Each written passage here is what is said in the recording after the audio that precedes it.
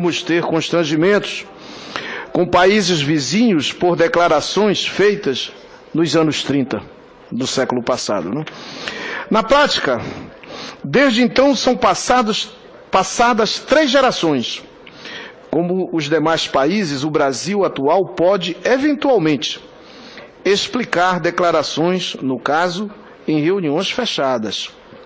Do passado, pode desautorizá-las, mas não pode responder por elas.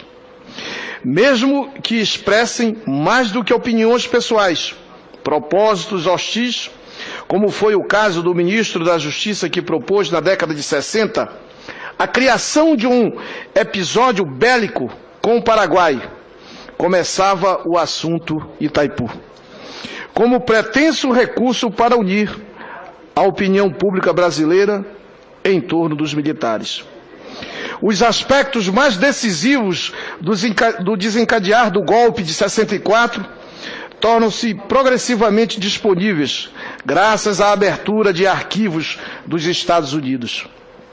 O embaixador Lincoln Gordon, até hoje, vendido aqui como pessoa íntegra e bem intencionada em relação ao Brasil, já em seu primeiro encontro com Kennedy, na Casa Branca, propôs um golpe aqui, Brasil.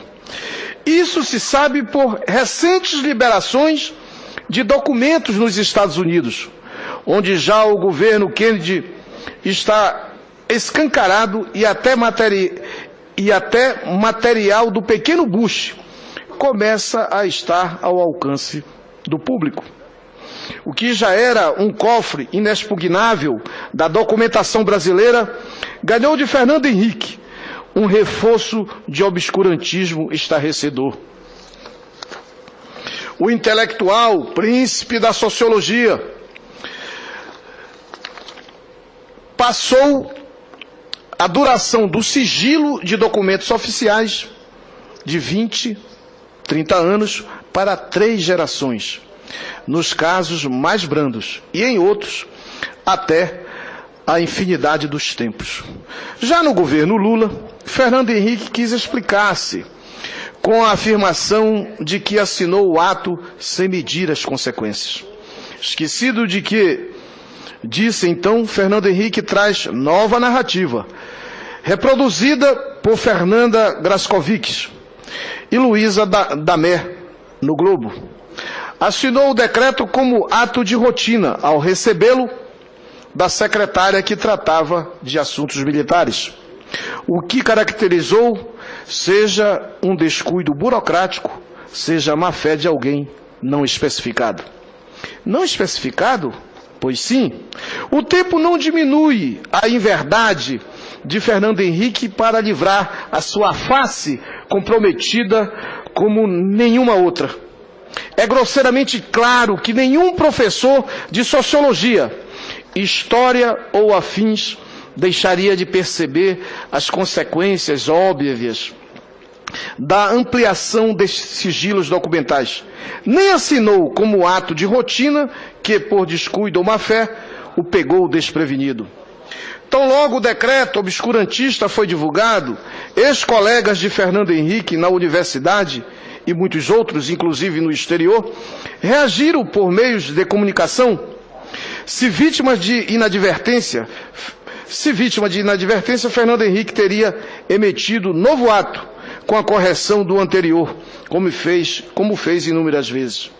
Pressionado, Lula, afinal, se dispôs a alterar a regra de Fernando Henrique, só porém para dizer que alterara, porque até o sigilo infinito permaneceu. Não é por acaso que um professor universitário de história faça a afirmação, por exemplo, de que não é possível chamar de ditadura o período de 64 a 68, até o AI-5. Com toda a movimentação político-cultural, deu-se no artigo Ditadura Brasileira, de Marco Antônio Villa, folha de 5 de março de 2009. Os militares roubaram um governo constitucional, prendem aos milhares pelo país afora, caçam mandatos parlamentares legítimos nas 3 instâncias legislativas, Impõe ao Congresso subjugado a escolha entre 3 ou 4 generais para figurar como presidente. Governo por ato institucional e decreto-lei. Extingue os partidos. Exclui do serviço público, das autarquias e estatais, os opositores reais ou supostos. E, para não ir mais longe, institui a espionagem no país todo. E, fato muito esquecido hoje em dia, inicia a tortura nos quartéis e os assassinatos.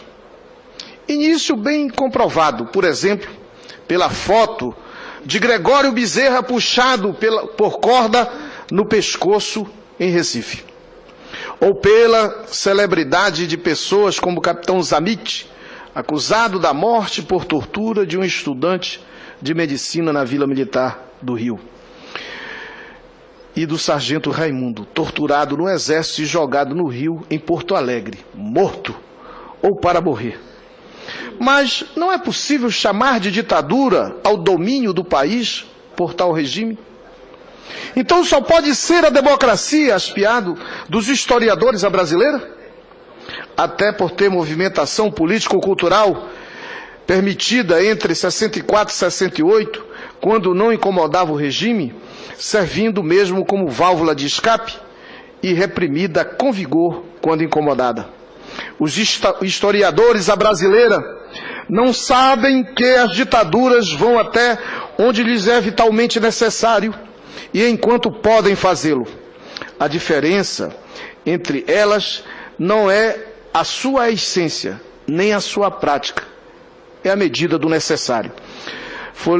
Jornal Folha de São Paulo, domingo 8 de março de 2009.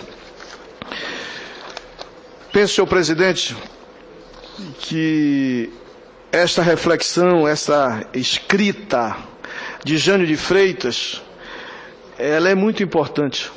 É um passado recente da nossa história, onde alguns professores, alguns historiadores tentam mudar